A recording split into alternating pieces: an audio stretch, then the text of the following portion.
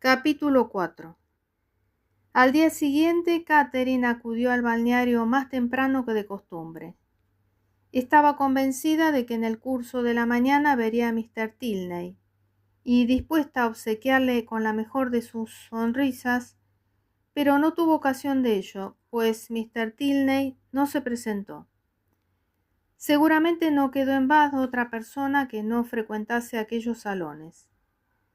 La gente salía y entraba sin cesar, bajaban y subían por la escalinata cientos de hombres y mujeres, por los que nadie tenía interés, a los que nadie deseaba ver. Únicamente Mr. Tilney permanecía ausente. «¡Qué delicioso sitio es Bath!», exclamó Mrs. Allen cuando, después de pasear por los salones hasta quedar exhaustas, decidieron sentarse junto al reloj grande. «Qué agradable sería contar con la compañía de un conocido». Mrs. Allen había manifestado ese mismo deseo tantas veces que no era de suponer que pensase seriamente en verlo satisfecho al cabo de los días. Sin embargo, todos sabemos, porque así se nos ha dicho, que no hay que desesperar de lograr aquello que deseamos, pues la asiduidad, si es constante, consigue el fin que se propone. Y la asiduidad constante con que Mrs. Allen había deseado día tras día encontrarse con alguna de sus amistades, se vio al fin premiada, como era justo que ocurriese. Apenas llevaban ella y Catherine sentadas 10 minutos, cuando una señora de su misma edad, aproximadamente, que se hallaba allí cerca, luego de fijarse en ella detenidamente, le dirigió las siguientes palabras. «Creo, señora, no sé si me equivoco, hace tanto tiempo que no tengo el gusto de verla, pero ¿acaso no es usted Mrs. Allen?».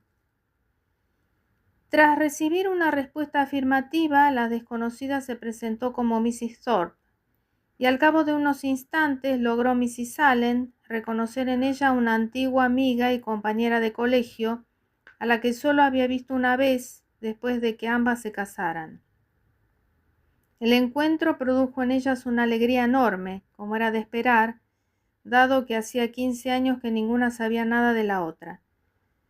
Se dirigieron mutuos cumplidos acerca de la apariencia personal de cada una, y después de admirarse de lo rápidamente que había transcurrido el tiempo desde su último encuentro, de lo inesperado de su entrevista en Bath y de lo grato que resultaba el reanudar su antigua amistad, procedieron a interrogarse la una a la otra acerca de sus respectivas familias, hablando las dos a la vez y demostrando ambas mayor interés en prestar información que en recibirla.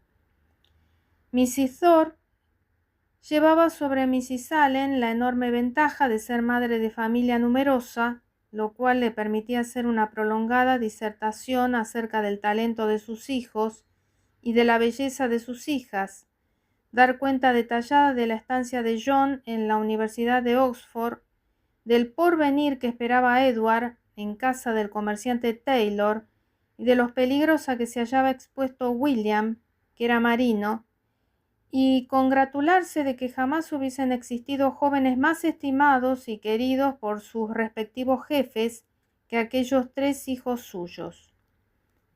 Mrs. Allen quedaba, claro está, muy a la zaga de su amiga en tales expansiones maternales, ya que puesto que no tenía hijos, le era imposible despertar la envidia de su interlocutora refiriendo triunfos similares a los que tanto enorgullecían a ésta. Pero halló consuelo a semejante desaire al observar que el encaje que adornaba la esclavina de su amiga era de calidad muy inferior a la de la suya.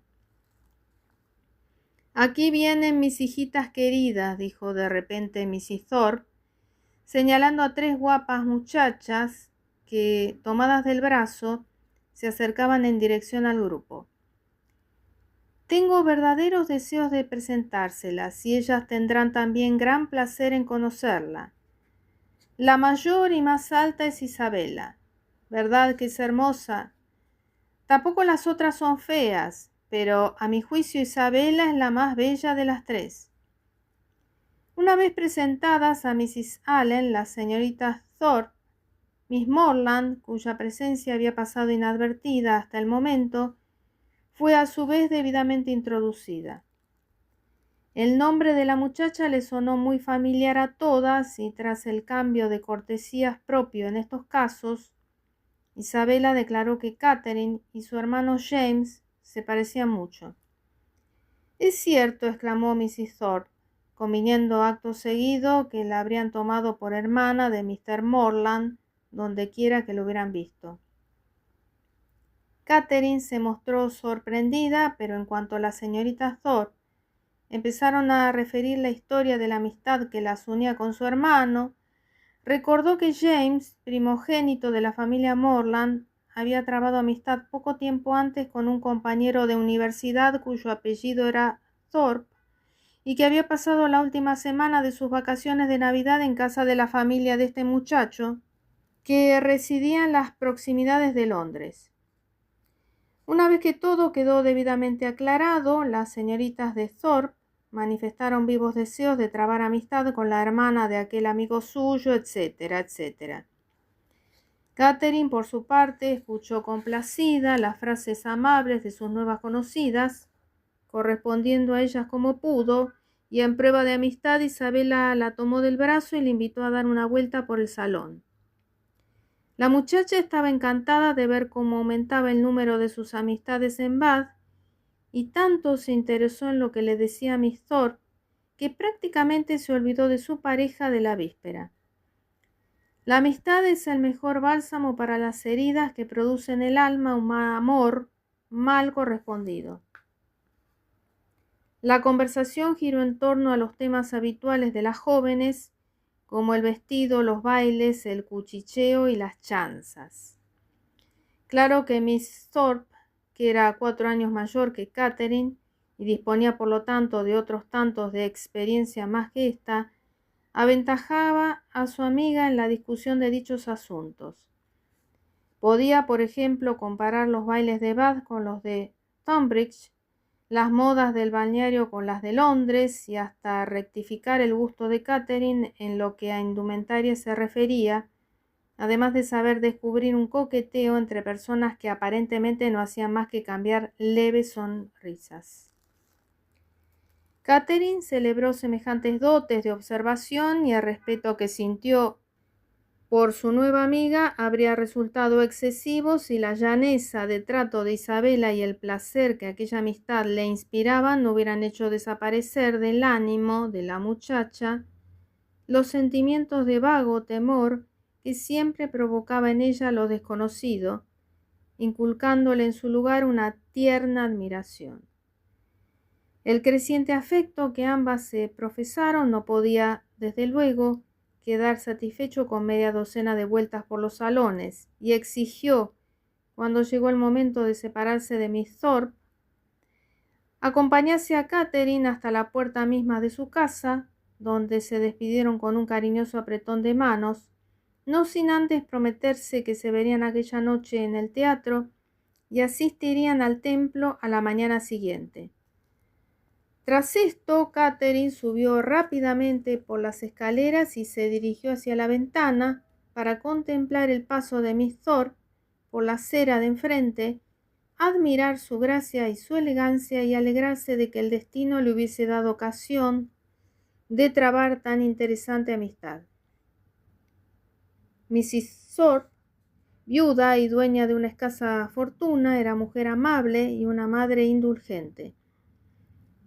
La mayor de sus hijas poseía una belleza indiscutible, y las más pequeñas tampoco habían sido desfavorecidas por la naturaleza.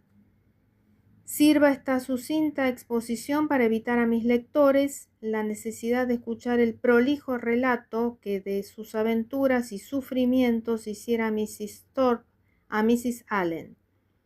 Detalladamente expuesto, llegaría a ocupar 3 o 4 capítulos sucesivos, dedicados en su mayor parte a considerar la maldad e ineficacia de la curia en general y a una repetición de conversaciones celebradas más de 20 años antes de la fecha en que tiene lugar nuestra historia.